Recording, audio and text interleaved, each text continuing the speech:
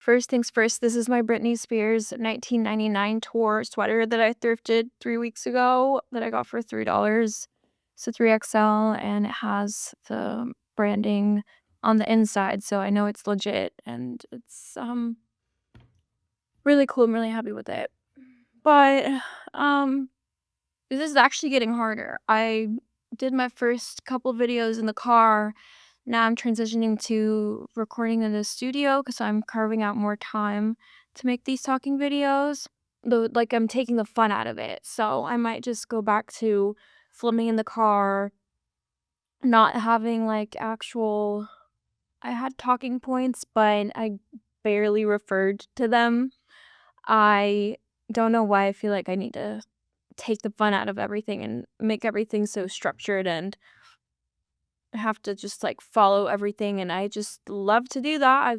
And I don't want that to happen with music. That's why I had to get a form of income that wasn't music, because I was kind of leaning towards like, okay, let me songwrite for other people and figure out how I can do other music services for other people so I can make a living out of doing music first, even if it's not my own music. But I'm really glad I didn't go that route because I would have completely started dreading it. Just how I did with t-shirts. I was printing t-shirts, I was screen printing at home, self-taught, and I was selling my little streetwear brand. This was like I was like 15. And then a few years later, I applied to work at a screen printing shop, which then elevated into me managing, and then it completely killed the fun out of the creative part of making my own clothing. And I just don't want that to happen with music, and I don't want that to happen with YouTube. So I think if you guys are okay with this just not being something so formal or structured, I'm also right now like a little turned off by all the perfectly edited videos. I guess it just, and I think in general that's the agenda right now with consumers, is why TikTok is blowing up, is because we get to see a more authentic side of people where it's not so polished like Instagram was. And Instagram is wanting to chase that so badly now, the short form content, to mimic TikTok and mimic TikTok's algorithm, where people aren't really like, they don't wanna see what their neighbor's doing anymore. They wanna find new people that are relatable, and they don't wanna, like, try to one up each other on your peers' vacations and their outfits and stuff like that. Like, I think we people are waking up to finding their own style and not wanting to be mainstream, and I love that. I love where this is going. So, with that being said, I think that this is the perfect time for anyone to put time into picking, not picking, but figuring out what you want to pursue in life, because as far as your dreams, because also like the job industry sucks so bad right now. I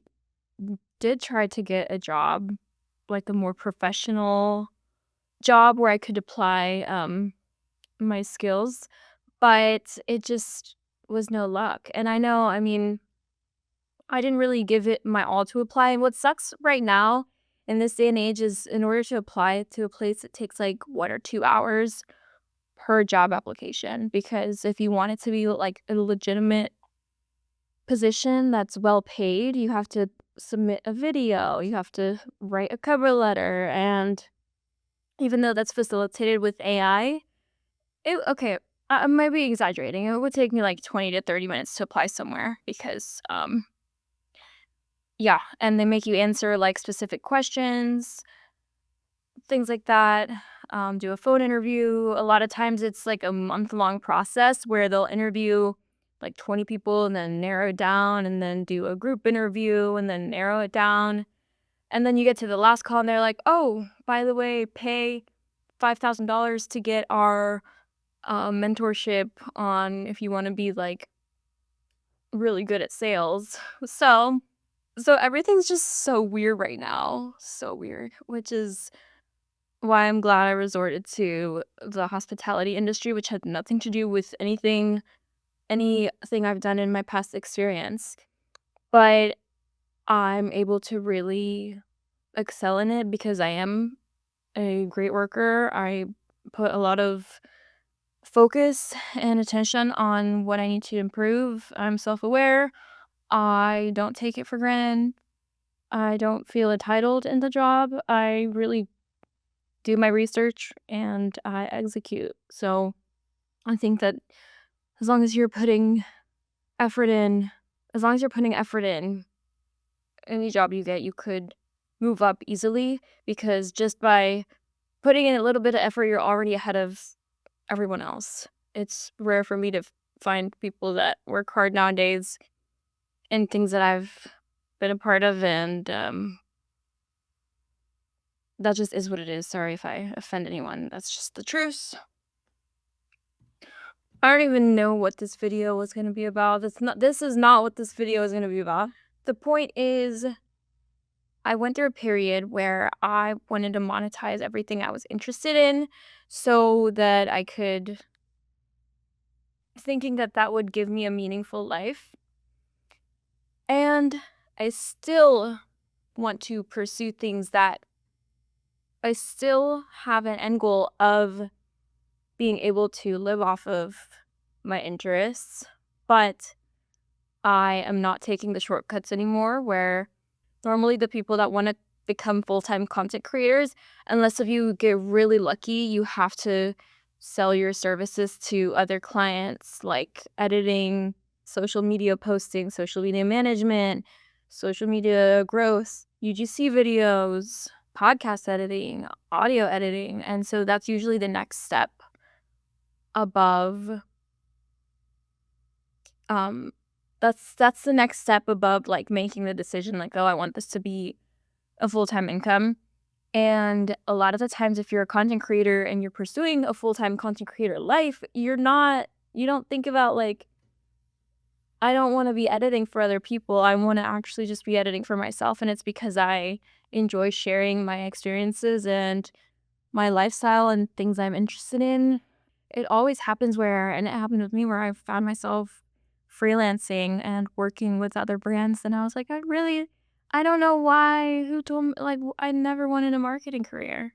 So that's honestly the number one mistake that I see in other people pursuing influencership, if that is a career to want. But I think, and at first, when I first quit, I was self employed for 5 years last year, and I decided to start going into the workforce again for stability, which never happened.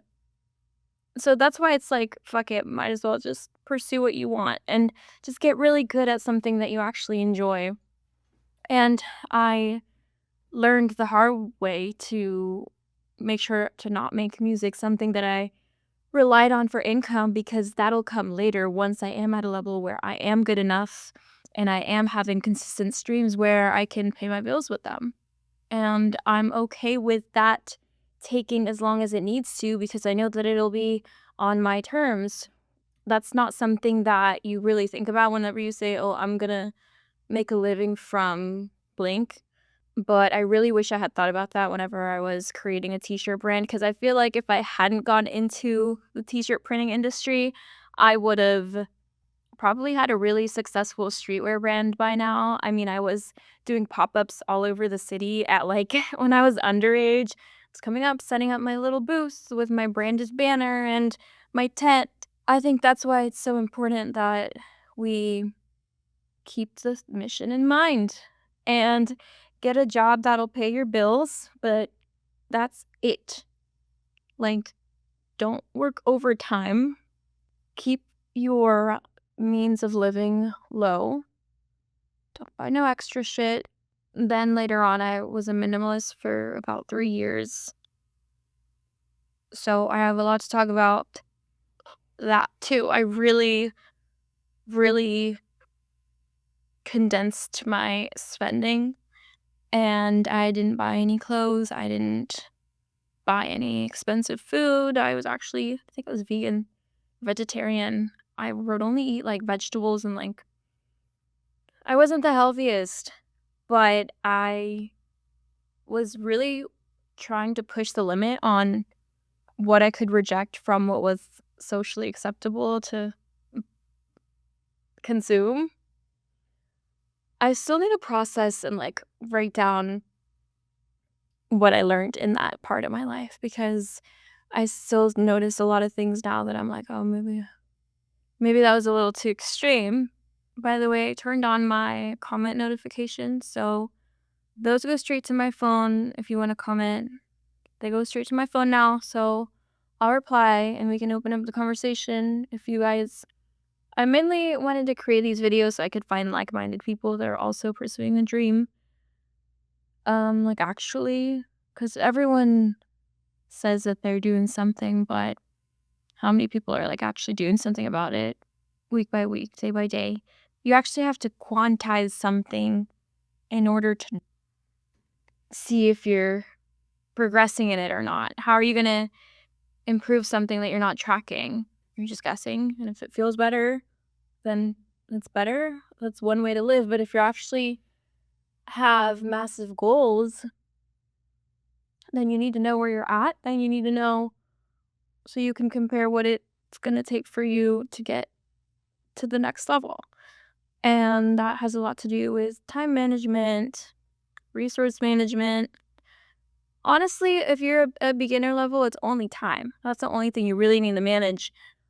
Money, you don't, you like, yes, you do, but there's a lot of things you can do for free. So with money, just try to manage your living expenses and not spend on anything extra. Another mistake I made when I was self-employed and figuring out what passion I wanted to pursue is I invested a lot of money into things that I thought were good investments, but I ended up not even using. Like, I bought a really expensive YouTube course for $7,000, um, that I didn't finish and I didn't even use, and now I'm like, I don't it was on course building. And I was like, I don't even wanna make a course on YouTube, that's not my passion. I thought it would be more like how to grow on You it was how to grow on YouTube, but I just realized my passion wasn't in, like, the marketing, selling a course kinda thing, which if I come up with a course later on, it would be for a different reason than just to do it, like, there would be actual substance in it, and that would actually align with it, but at that time, it was just wasn't aligned with what I wanted to do, and I don't have a course coming anytime soon, no. Right now, I just wanna find like-minded people and have a community of where we can exchange views and opinions or where people can learn from my mistakes. That's where I was going. I spent a lot of money on things that I thought were good investments. A lot of them were educational courses. I took a course on blogging. So I guess that was like my version of university. But did it really help? Because I learned more by doing. And that's another pitfall when you're a creative entrepreneur is are you just consuming or how much action are you actually putting in? Because you don't learn until you start doing, until you start posting music. If it's like in your computer, it's not gonna do you any good because you're not gonna get feedback from it. Not that the feedback matters, but you just grow the more you put out. And that's where I also held myself back. I have a lot of stuff that I'm like, wow, I grew way past that. And how cool would it have been if I would have put that out and seeing that evolution? But I just feel like it's been halted. I just wanted to make a living from something by my own means. I didn't want to report to a boss or clock into work. And I joined a couple of those Forex pyramid schemes, but I wasn't part of, like, the pyramid scheme. I told them, like, "Hey, I don't wanna do the" what they call it? Network marketing. I just wanna learn to trade. And then when I would go to these meetings, I realized nobody was learning to trade. But also I didn't have money, like, they lie to you and they tell you that you don't need a lot of money to, start trading. You don't, but you do. Like, if you're willing to actually learn, it's gonna be a while before you start seeing a return. At least for me, and this is before all of the AI and education and, like, before people started waking up that, like, there are dishonest people in that industry, those industries, any industry. But I honestly don't blame myself for just wanting to make ends meet and being excited over managing a t-shirt warehouse.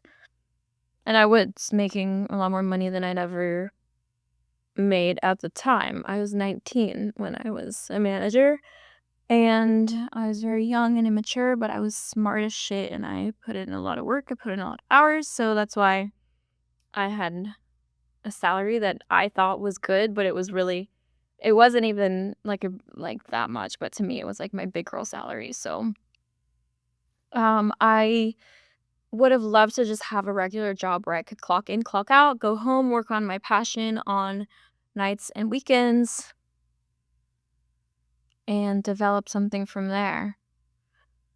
I definitely wasted too much time on my social life. I feel like that's always been something I wasn't good at, but I'm good at now. I always just wanted to be in the mix and be around people, and I used to have a lot of FOMO, even though I don't know for what, because I do so much better when I'm alone. When I have these periods when I isolate and I go monk mode, I completely advance so much on what I'm doing. So that's something this year I've gotten. Actually, I think I've perfected it. I really don't do anything extra. I don't even meet up with people to work out anymore, which is something I would say. It's like I'm only meeting up with my friends to work out, something I do anyway. But now I don't even meet up with them to work out because it still takes up a lot of my mind space. And when I work out, that's when I want to have my headphones in and blare music or listen to something crazy, philosophical while I put myself under intense amounts of pain. So I've definitely seen a ton of progress. And I feel like now I'm at a point where I'm okay, I have my job, my waitressing job, where I make my income to pay my bills. Step 2, my bills are minimized. 3, my social life is non-existent now. For now, while I build this up, because I'm still in the beginning stages. 4, I calendar track. I've always calendar tracked for years. I track my habits too. I use an app and I track everything I do every single day. And I'll go into this more in another video when I take time to export my data and analyze it. Those are the things that I'm measuring. I'm measuring if I'm working out, if I'm going on a walk, if I'm going to bed early, if I'm tired that day, if I had caffeine, if I had a cheat meal, if I drank a gallon of water, if I drank alcohol, and if I worked on music, if I worked on YouTube. And I am really just making insane amounts of progress this year. I'm done with a song that I'm releasing very soon, and I'm working on that marketing rollout. You're about to see a lot more of me. Someone commented on my first video back saying, "You don't post enough for someone that takes music seriously." And I was like, that's because I'm coming back now. We have to, while I'm away from social media, that's when I'm actually working on the music. I just had to take a step back to actually get better. That's another thing is, are you putting the effort to get better and not just thinking that you can be a social media singer, rapper without having any actual talent, because that's a real thing too. And I know my old songs don't necessarily show much talent. I also try to take that shortcut of trying to make my songs be so cringe that they be viral worthy. That obviously wasn't fulfilling, so I stopped and I didn't even push it how I was planning to. I was planning to have this whole rollout where I pushed it, but it just felt so inauthentic. And I was like, okay, I'm trying to do shortcuts again. Because I think we see all these other people blow up around us, and it's wow, they had it that easy. We're not here to look at other people We're just here to look at ourselves, and there's just nothing else that could get me to this endpoint in any other way than doing it authentically. So that's what I'm doing. And no matter how long it takes me, I'm happy. I can sleep at night. I don't feel like I have to overcompensate anything, or it just feels good. I don't even know what to call this video. I feel like I just rambled. But if you got anything from it, please comment below, and